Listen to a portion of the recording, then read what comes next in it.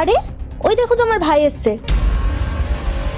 ও শেট, আমার ল্যাংড়া ভাইটা এখানে মনে হয় আবার টাকা চাইতে এসছে। শোনো, তুমি একটা কাজ করো, ওকে বলবে আমি এখানে নেই, আমি অফিসে গেছি। যাও, ওকে কি বলো, যাও। আরে শোনো,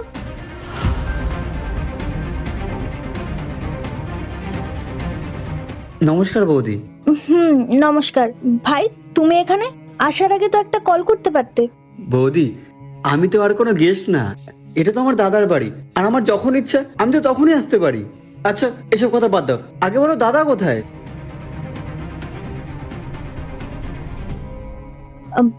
আসলে ভাই ও মিটিং এ গেছে। মিটিংয়ে গেছে? কিন্তু কাল তো ওর সাথে আমার ফোনে কথা হয়েছিল, ও যে বললো আজকে বাড়িতে থাকবে। বাড়িতে? হ্যাঁ, ও কালকে বাড়িতেই ছিল। আসলে রাতে একটা কল এলো আর বললো যে কালকে ওর মিটিং আছে, তাই ওকে একটু যেতে হয়েছে। আচ্ছা। ভাই তোমার যদি কিছু দরকারি কথা থাকে তুমি আমাকে বলো, আমি ওকে বলে দেবো।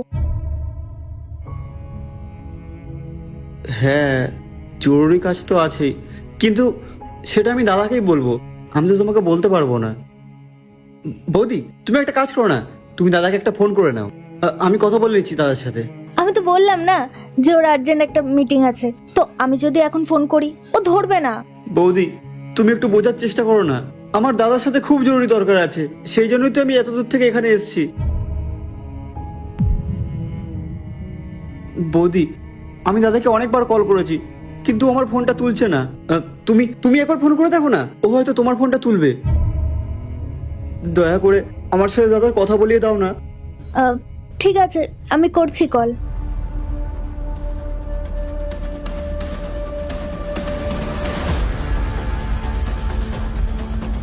দেখলে ভাই, ও আমার কলটাও কেটে দিল।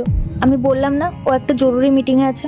বৌদি তুমি আরেকবার ফোন করে দেখো না, আমি এই গরমের মধ্যে অনেক কষ্ট করে সেই গ্রাম থেকে এসেছি, আমার খুব জরুরি, বোঝার চেষ্টা করো বৌদি, আর একবার ফোন করো। যদি খুব জরুরি কথা না হতো তাহলে আমি তোমাকে এতক্ষণ দাঁড়িয়ে কেন বিরক্ত করতাম বলো। বৌদি তুমি শেষবারের জন্য একবার কল করো, এবার যদিও ফোন না ধরে তাহলে ছেড়ে দাও, কিন্তু শেষবারের জন্য একবার করো। ঠিক আছে ভাই, আমি আবার করছি ফোন।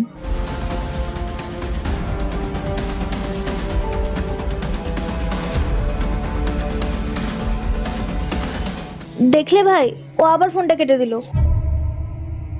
এবার আমি কি করি, ওর সাথে যে খুব জরুরি দরকার আছে, আর ও তো ফোনই ধরছে না। ভাই তুমি আমাকে বলে দাও না, আমি ওকে বলে দেবো ও যখন মিটিং থেকে ফিরে আসবে। হ্যাঁ বৌদি তুমি ঠিকই বলেছো, না জানি ও কখন আসবে। আচ্ছা বৌদি আমি না যাওয়ার পার্ট 2 দেখতে সাবস্ক্রাইব করো ভেলকু 78M।